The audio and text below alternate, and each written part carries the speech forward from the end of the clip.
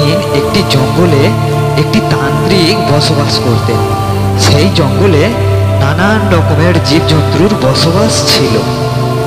কোনো একদিন একটি ক্ষুধার্ত বাঘ ঘুরতে ঘুরতে সেই তান্ত্রিকের সম্মুখীন হয় এবং ক্ষুধার তাড়নায় বাঘটি সেই তান্ত্রিককে খাওয়ার জন্য উদ্যত হয়।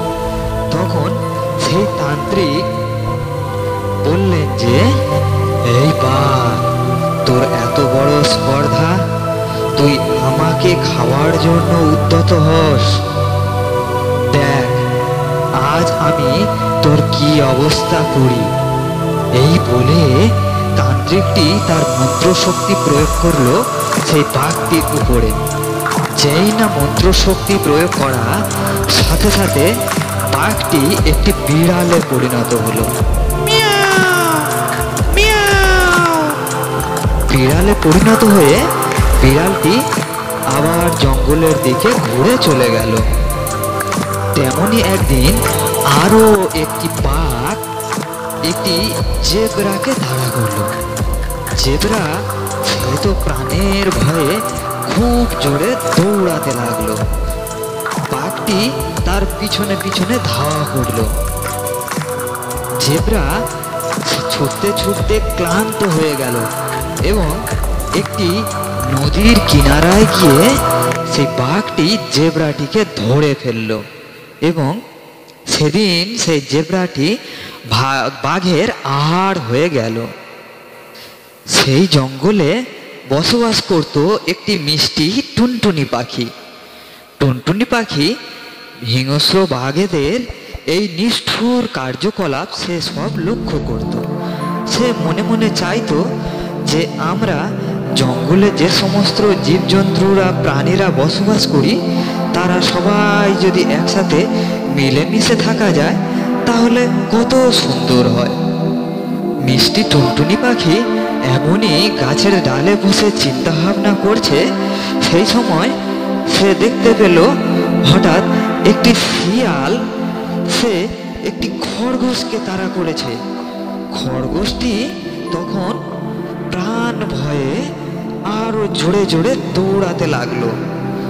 কিন্তু শিয়ালের সাথে ছোট্ট খরগোশ কি আর পেরে ওঠে? কিছুক্ষণ পরে সেই শিয়ালটি খরগোশটিকে ধরে ফেললো এবং তাকে খেয়ে ফেললো। এই দেখে টুনটুনি পাখির মনে খুবই ভয় সৃষ্টি হলো।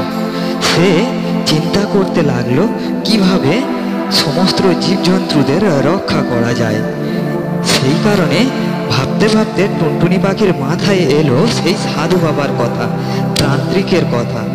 তখন সে তান্ত্রিকের কাছে গিয়ে বলল, সাধু বাবা, এই জঙ্গলে তো সবাই হিংস্র প্রাণীরা আমাদের মতন দুর্বল জন্তু জানোয়ারদের ধরে ধরে খেয়ে নেয়।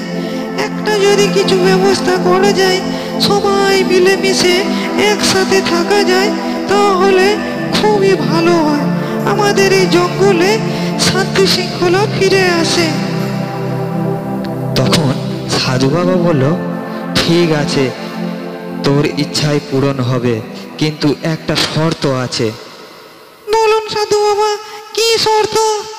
শর্তটি হলো জঙ্গলে আবার শান্তি শৃঙ্খলা ফিরে আসবে, সবাই একসাথে মিলেমিশে বসবাস করবে। কিন্তু তার আগে যে সমস্ত বন্ধুরা ভিডিওটি দেখছে তারা যদি ভিডিওটিতে একটি লাইক দিয়ে চ্যানেলটিকে এখনই সাবস্ক্রাইব করে দেয়, তাহলে আমি জঙ্গলটিতে আবার শান্তি শৃঙ্খলা ফিরিয়ে আনবো। হিংস্র জীবজন্তুরা কেউ আর হিংসা করবে না, সবাই মিলেমিশে একসাথে বসবাস করবে। জঙ্গলটা একটি শান্তির মন্দির হয়ে উঠবে। তাহলে প্রিয় বন্ধুরা, গল্পটিতে এখনই একটা লাইক দিয়ে চ্যানেলটিকে এখনই সাবস্ক্রাইব করে দিন।